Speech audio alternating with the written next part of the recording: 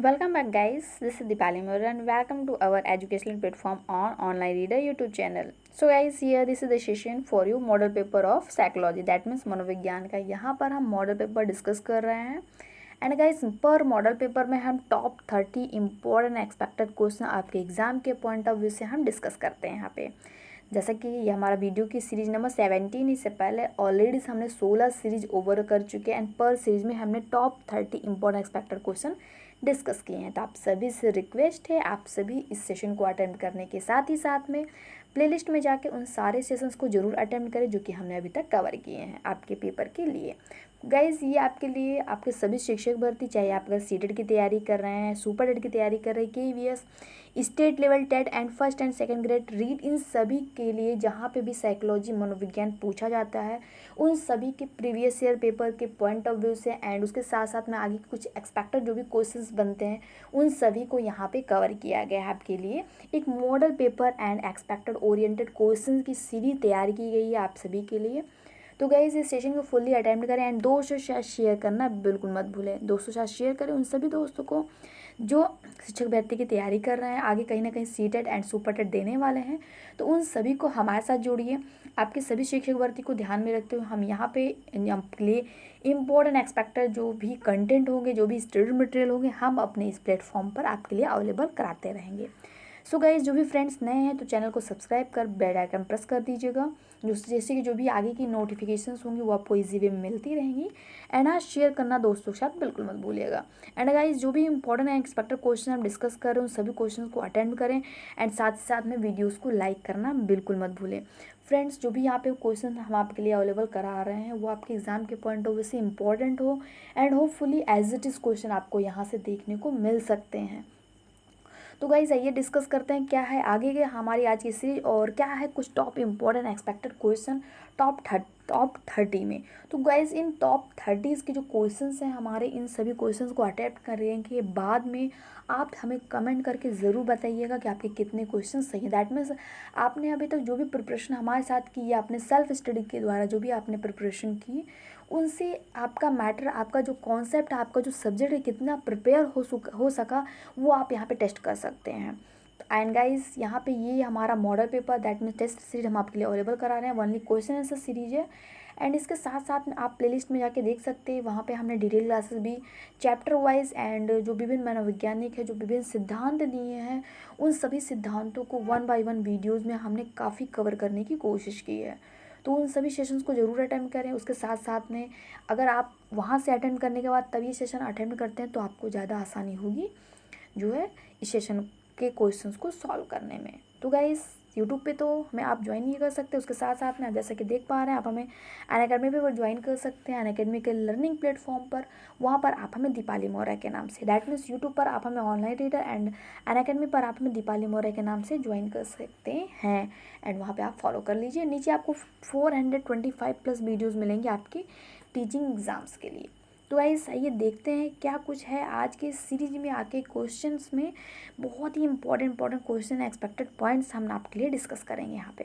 तो गाइस पहला क्वेश्चन है आज की सीरीज का, वेरी मोस्ट इंपॉर्टेंट। प्रतिभाशाली बालक किसे कहेंगे? तो काफ़ी सस्पेंसिव क्वेश्चन बनता है अगर आप ऑप्शन को देखें तो। लेकिन यहाँ पे जो हमने वन लाइनर क्वेश्चन आपके एनसीईआरटी बेस्ड जो भी ऑप्शन बनते हैं पेडागोजी सेक्शन से वो हमने यहाँ पे कवर किए हैं। तो एनसीईआरटी आपकी क्या कहते हैं कि जो भी प्रतिभाशाली बालक होते हैं वो क्या है, ऐसे बालक जिनकी आईक्यू या बुद्धि लब्धि जो है क्या है 110 से अधिक हो, उन्हें हम प्रतिभाशाली बालक की श्रेणी में रखते हैं। किसके अकॉर्डिंग? आपके एनसीएफ के अकॉर्डिंग।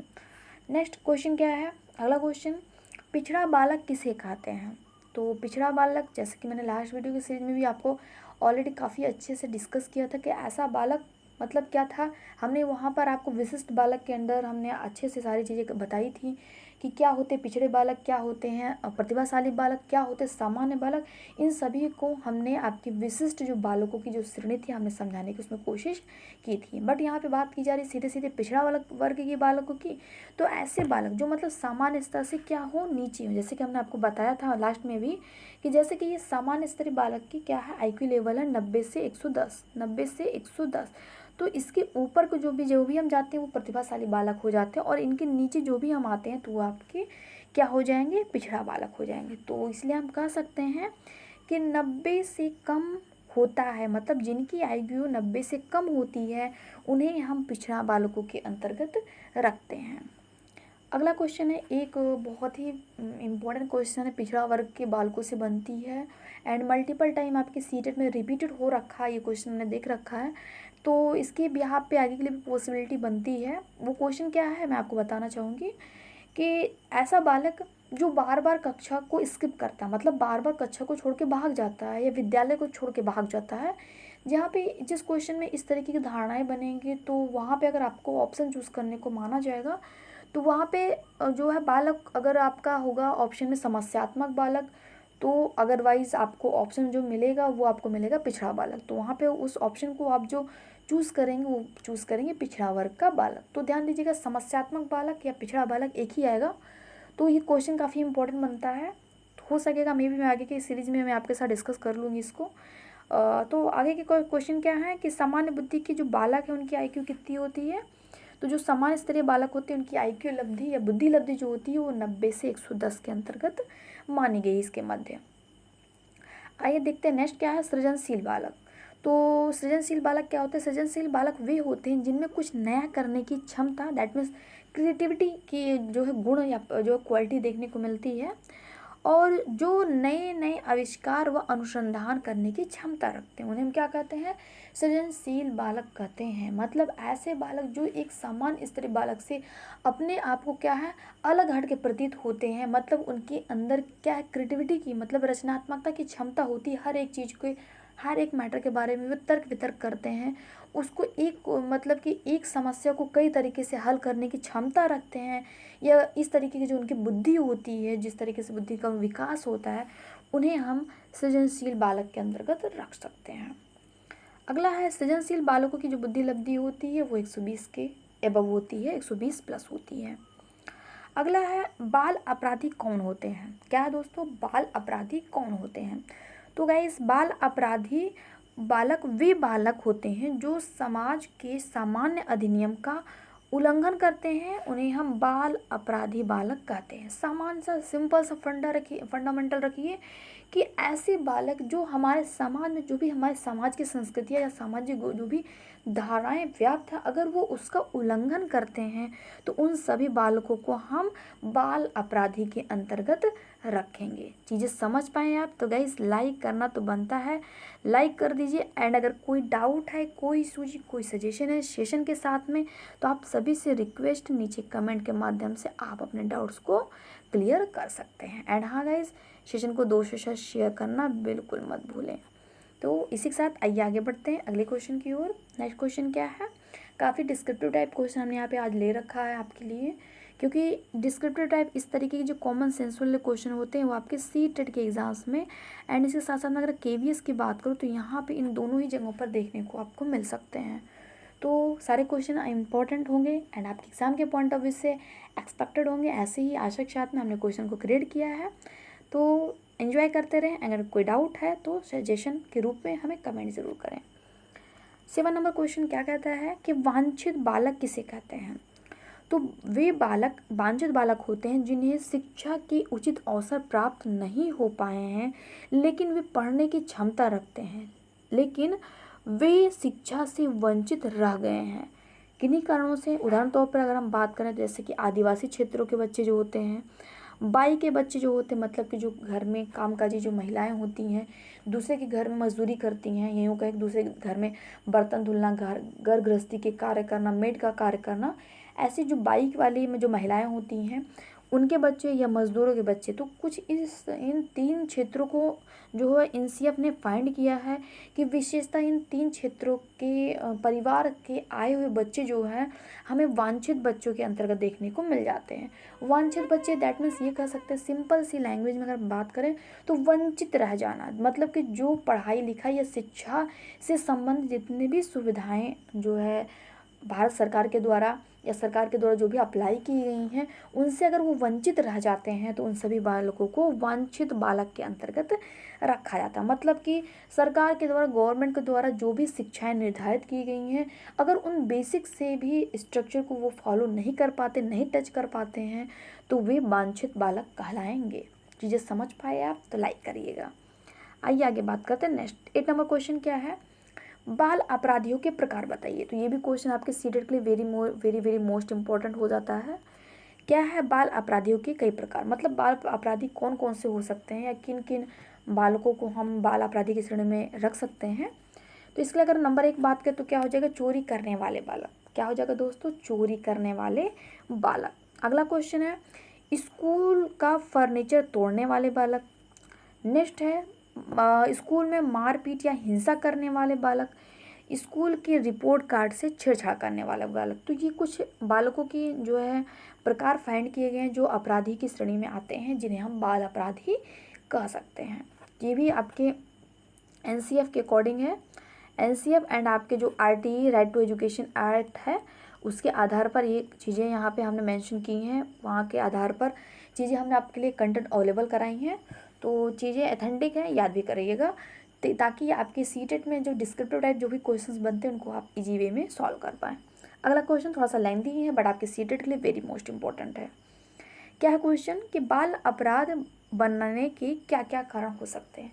तो लास्ट क्वेश्चन में हमने बताया कि बाल अपराधी कौन कौन होते हैं, मतलब कि कौन से ऐसे ऐसे कारण हैं जिनके द्वारा बाल अपराधी जो है को हम किसी बालक को हम बाल अपराधी ठहरा सकते हैं, कह सकते हैं। और यहाँ पे उसके कुछ कारण भी बताए गए हैं कि किन किन कारणों से बालक जो होते हैं वो अपराधी प्रवृत्ति में आ जाते हैं या अपराधी की श्रेणी में आ जाते हैं। तो वो देखते हैं यहाँ पे। ये भी आपके सीटेट के लिए वेरी वेरी मोस्ट इंपॉर्टेंट हो रखा है क्वेश्चन, तो ध्यान दीजिएगा। क्या है, बाल अपराधी होने के कारण एक तो आनुवंशिकता हो सकती है, मतलब कि अगर परिवार में उसको पारिवारिक वातावरण, उसके माँ बाप कहीं इनके अंदर ऐसी जो है ऐसे गुण विद्यमान है तो कहीं ना कहीं वो बालकों के अंदर आने की पॉसिबिलिटी बनती है। 20 से 30%, 20 से 30% संभावनाएं बन जाती हैं पारिवारिक वातावरण के आधार पर ही। नेक्स्ट बात करें क्वेश्चन पॉइंट नंबर 2 कि व्यक्तिगत आवश्यकताओं की पूर्ति ना होने पर एक बालक है, अगर उसकी पारिवारिक वातावरण एंड उसकी लालसाएं इतनी बढ़ी हुई हैं और वो लालसाएं, उसकी वो इच्छाएं पूर्ति ना होने पर वो क्या कर देते, छोटी छोटी जो घटनाएं, चोरी करना या किसी से मारपीट करना, किसी के सामान को छीन झपट लेना, तो इस तरीके की हरकतें वो करते हुए देखने को मिलते हैं। अगली कड़ी में बात करें तीसरे नंबर की शारीरिक दोष। ऐसे बालक हीन भावना से ग्रसित होने के कारण अपराधी बन जाते हैं, मतलब कि कुछ बालक जो ऐसे होते हैं अगर उनके में कुछ शारीरिक रूप से कुछ विसंगतियां अगर पाई जाती हैं एंड सामान्य स्तर पर अगर उनके जो साथी संगत के जो लोग होते हैं अगर उनसे भेदभाव करते हैं, कहीं ना कहीं उन्हें हीन भावना से देखते हैं, तो भी बालकों के अंदर अपने खुद की प्रति जो मानसिकता होती है वो हीन भावना में परिवर्तित हो जाती है। तो भी वो कुछ तरीके से इस तरीके से घटनाएं घटित कर बैठते हैं। अगला है घर का वातावरण अशांत हो, मतलब अगर उनका पारिवारिक वातावरण जो है अगर वो अशांत हो तो भी बालक जो है अपराधी प्रवृत्ति के हो जाते हैं। कुसंगति के कारण, मतलब कि उनकी जो संगति है, उनके जो साथी संगत के जिनके जो उनके मित्र की जो टोलियां हैं वो अगर कुछ इस तरीके की कुसंगतियां करते हैं, कुछ इस तरीके से अगर घटनाएं घटित करते हैं तो भी बालकों के अंदर पॉसिबिलिटी ज़्यादा बनती है कि वो बाल अपराधी की श्रेणी में आ जाएं। नेक्स्ट दादा दादी का अधिक लाड प्यार, ये भी कहीं ना कहीं पॉसिबिलिटी बन जाती है कि जो माँ बाप होते हैं उनसे कहीं अधिक लाड प्यार और दुलार जो है उनके पारिवारिक जो भी अन्य सदस्य होते हैं, दादा दादी यूँ कहें कि अदर जो लोग होते हैं वो अगर कुछ ज़्यादा इस तरीके से लाड प्यार में अगर बालकों को रखते हैं तो भी बच्चे कहीं ना कहीं बिगड़ने की पॉसिबिलिटी बन जाती है। कि मतलब कि जब भी कोई मजाक में ही ऐसे तरीके से कोई घटनाएं घटित कर छोटी मोटी चोरी करें तो परिवार के जो सदस्य होते हैं अगर उसको इग्नोर कर जाते हैं, बालकों को उसकी वास्तविकता से अगर जो है उसको अवगत नहीं कराते हैं तो भी बालक का जो है मन होता है, वो मनोबल होता है, वो बढ़ता चला जाता है और इस तरीके से वो कई प्रकार से ऐसी ऐसी घटनाएं घटित कर बैठते हैं जो कि वो बाल अपराधी के अंतर्गत उनको कटघरे मिला के खड़ा कर देते हैं।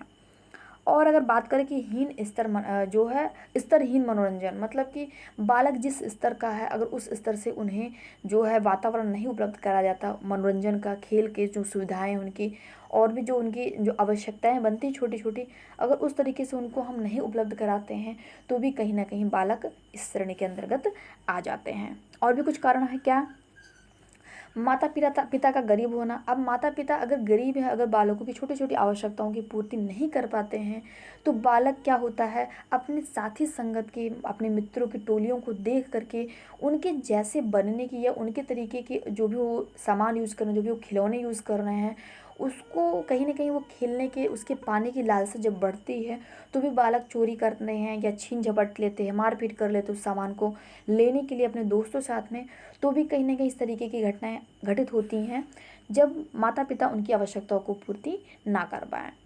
अगली बात मैं करूँ कि पक्षपातपूर्ण व्यवहार, मतलब कि अगर बालक 2 से 3 भाई बहन हैं तो अगर एक दूसरे में मतभेद अगर आ रहा है, अगर परिवार के लोग उनके एक दूसरे में अगर क्या कर रहे हैं, पक्षपातपूर्ण व्यवहार कर रहे हैं, तो भी बालक इस तरह की घटनाएं घटित करेगा। एंड अगर माता पिता का तलाक, मतलब माता पिता या पारिवारिक वातावरण जो है अगर वो भिन्न है, कहीं ना कहीं अशांत है, तो भी बालक जो है बाल अपराधी में आ जाएगा। मतलब कि वो कुछ ऐसी ऐसी क्रियाएं, क्रिएटिविटी करेगा जिससे कि वो कहीं ना कहीं इससे प्रभावित ज़रूर होगा। तो कुछ ये छोटे छोटे इंपॉर्टेंट एंड मुख्य जो भी रीज़न बन सकते थे बाल अपराधी होने के, वो हमने डिस्कस की यहाँ से ही।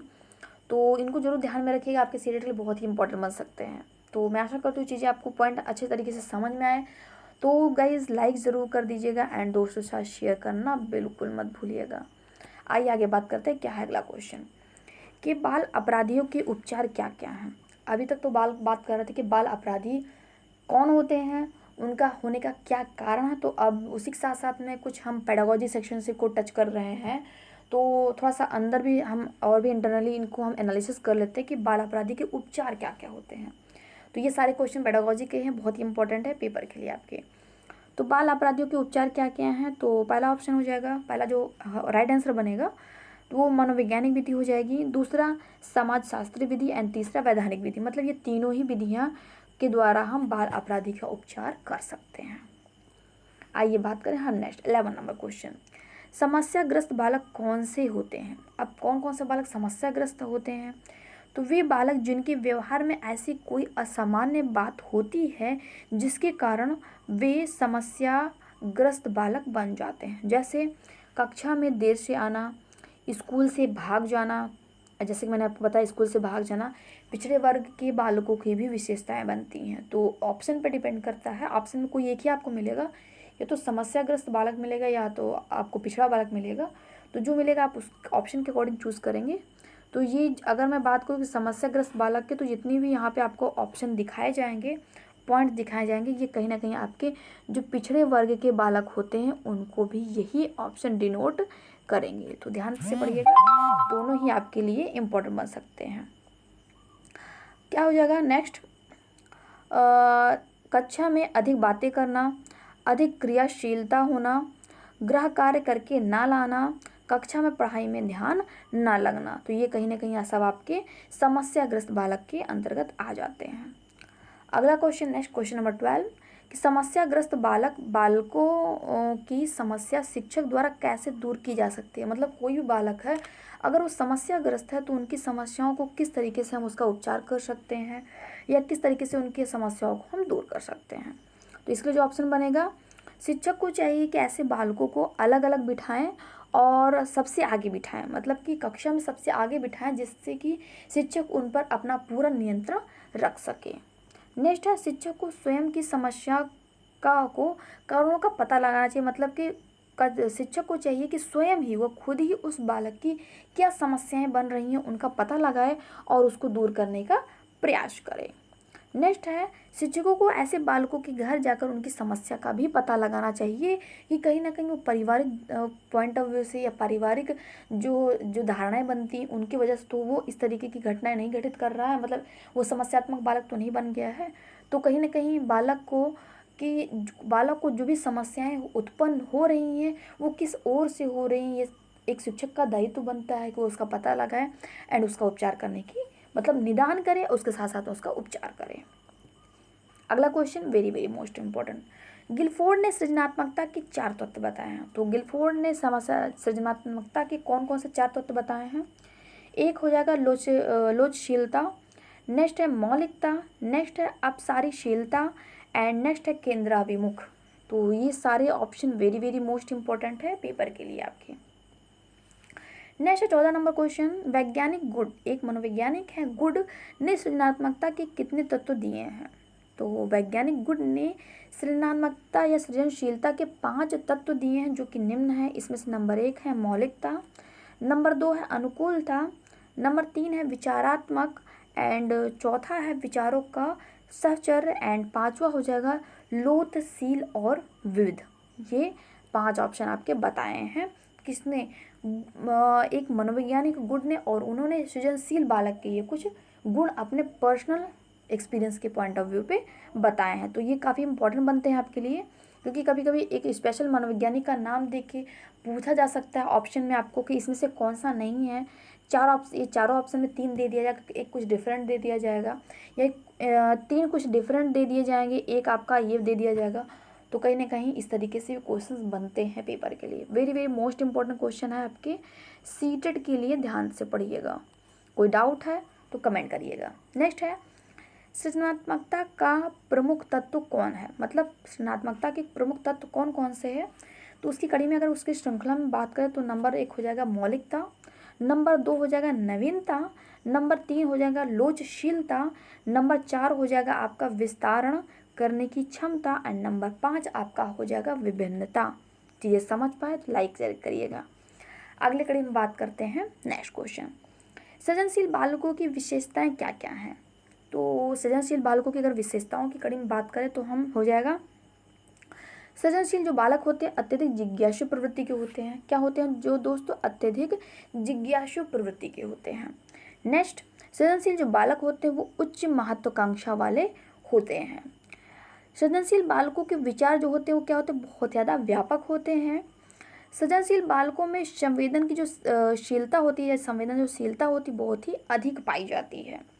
और जो सृजनशील बालक होते हैं उनमें एकाग्रता बहुत ही ज़्यादा पाई जाती है। तो कुछ इम्पॉर्टेंट आपकी विशेषताएं थी जो कि कैसे बालकों की हैं, सृजनशील बालकों की। और ये पेडागोजी सेक्शन के क्वेश्चंस बनते हैं, वेरी वेरी मोस्ट इंपॉर्टेंट है।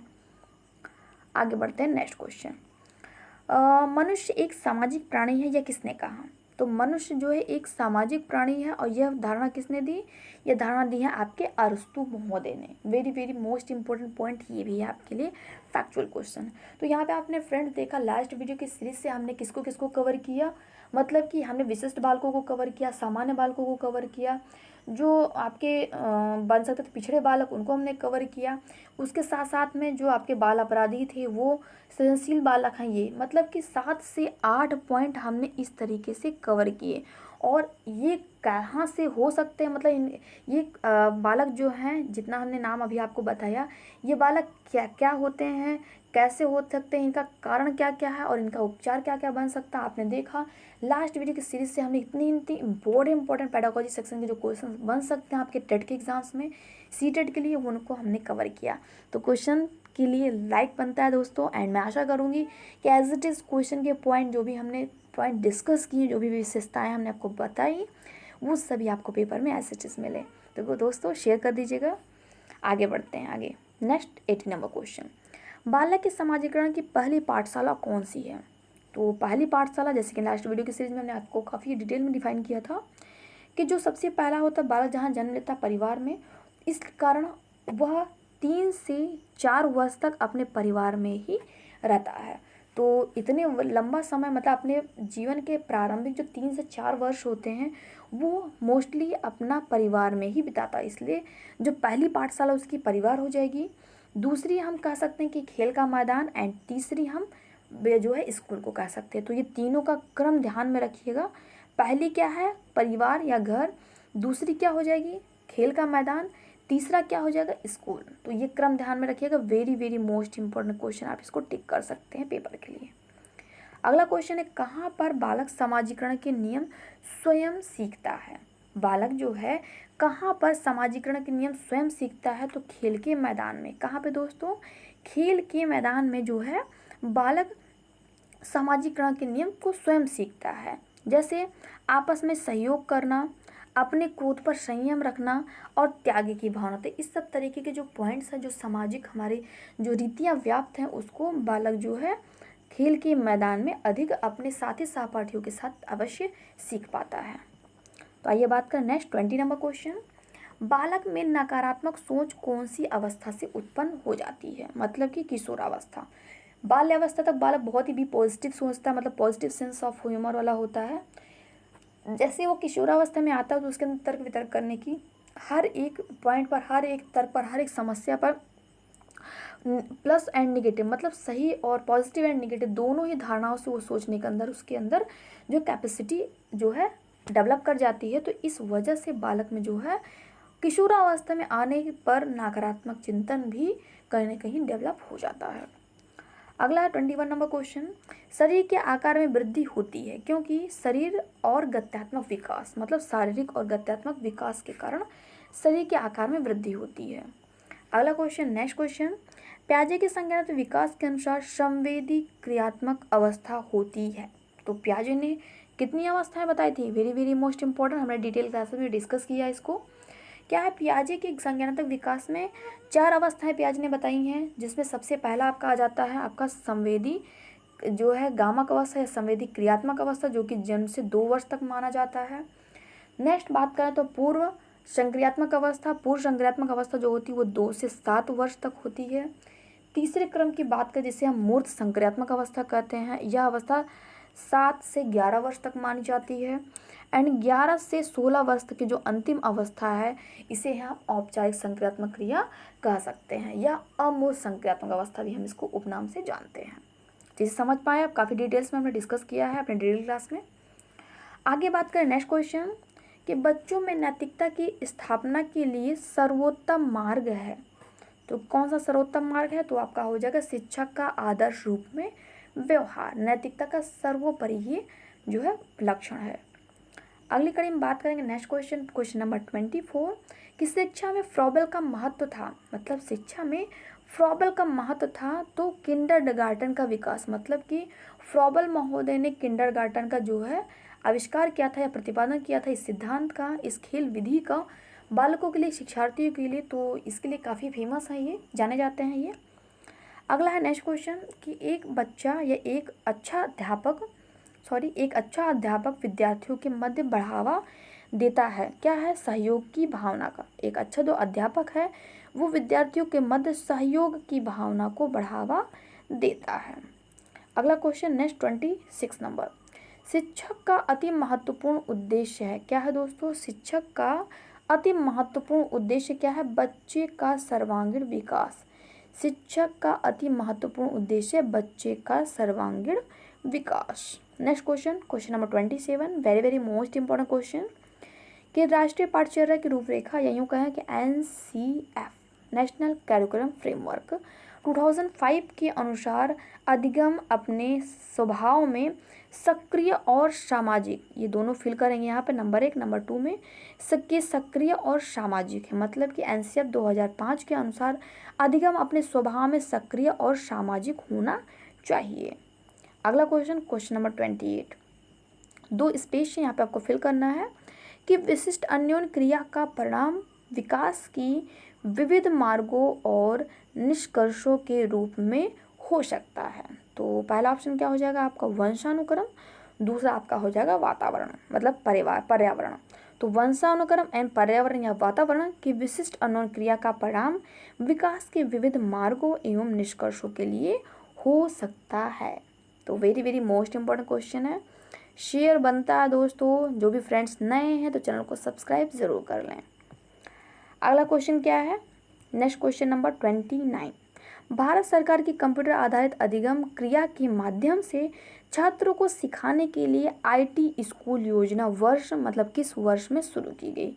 तो ये वो योजना जो थी IT स्कूल योजना, ये 2004 में, कब दोस्तों, 2004 में ये शुरू कर दी गई थी। नेक्स्ट क्वेश्चन आज की सीरीज का लास्ट क्वेश्चन है। मैं आशा करूँ सारे क्वेश्चन आपको बहुत ही ज़्यादा पसंद आए होंगे, आपके एग्ज़ाम के पॉइंट ऑफ व्यू से बहुत ही इंपॉर्टेंट हो, ऐसा मैं आशा करती हूँ। क्योंकि दोस्तों यहाँ पे जो कुछ क्वेश्चंस मिलेंगे आपको आपके प्रीवियस ईयर से भी मिल जाएंगे 1-2 क्वेश्चन, एंड उसके साथ साथ में उसी पे बेस्ड ऑन हमने आगे के क्वेश्चन, आगे के पैटर्न हमने निर्धारित किए एंड क्वेश्चन का कलेक्शन आपके लिए एक सेट तैयार किया। तो मैं आशा कर रही हूँ अगर आपको क्वेश्चन समझ में आता है लाइक करिए, एंड अगर कोई डाउट है, कोई सूझ है, कोई सजेशन है, कोई सुझाव देना चाहते हैं इस सीरीज के लिए तो कमेंट जरूर करें। आइए इसी के साथ में आज की इस सीरीज का लास्ट क्वेश्चन हम डिस्कस कर लेते हैं। क्या है कि 6 से 14 वर्ष के बच्चे की आयु के बच्चों को एक मौलिक अधिकार के रूप में मुफ्त एवं अनिवार्य शिक्षा के उद्देश्य से सर्व शिक्षा अभियान वर्ष में शुरू किया गया था। तो यहाँ पे इतने बड़े से क्वेश्चन का एक सीधा सा अर्थ निकलता है कि सर्व शिक्षा अभियान जो है किस वर्ष शुरू किया गया था। तो सब पढ़ें सब बढ़ें सर्व शिक्षा अभियान था, ये आपका 2001 में शुरू किया गया था। तो मैं आशा करूँ very very most important question सारे कलेक्शन आपके लिए इंपॉर्टेंट हो, हेल्पफुल हो। सो गाइस आप हमें अनअकैडमी पर दीपाली मौर्य के नाम से जरूर ज्वाइन कर लें। एंड हाँ, यूट्यूब पर नीचे आपको सब्सक्राइब बटन जरूर मिल जाएगा, उसको सब्सक्राइब कर लें एंड दोस्तों के साथ शेयर करना बिल्कुल मत भूलें। So guys at end last thank you for watching me once again. And हाँ गाइज, यूट्यूब पर आप हमें ज्वाइन कर लें, नीचे सब्सक्राइब बटन को सब्सक्राइब करें, लाइक करें, दोस्तों के साथ शेयर करना बिल्कुल मत भूलें। एंड जो भी दोस्त नए जिन्होंने सब्सक्राइब नहीं किया तो वो सब्सक्राइब भी कर लें। एंड हाँ गाइज, इसके साथ साथ आप हमें यूट्यूब के साथ साथ आप हमें अनअकैडमी पर भी ज्वाइन कर सकते हैं, अनअकैडमी के लर्निंग प्लेटफॉर्म पर। वहाँ पर ये सारे वीडियोज़ के आप हमारे PDF भी डाउनलोड कर सकते हैं। ये फैसिलिटीज़ आपके लिए वहाँ पे फ्री ऑफ कॉस्ट जो है अनअकैडमी पर अवेलेबल कराई गई है।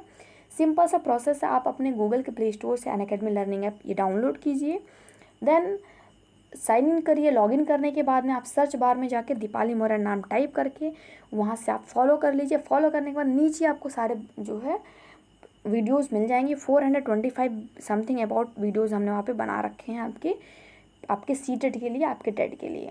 तो गाइस मिलते रहेंगे नेक्स्ट सेशन में, नेक्स्ट वीडियो साथ में। क्या होगा अगला सेशन, क्या होगा अगला वीडियो की सीरीज, वेट करिए। एंड अगर कोई आपकी रिक्वायरमेंट तो कमेंट करिए। मिलते हैं नेक्स्ट सेशन में। Bye bye, have a nice day.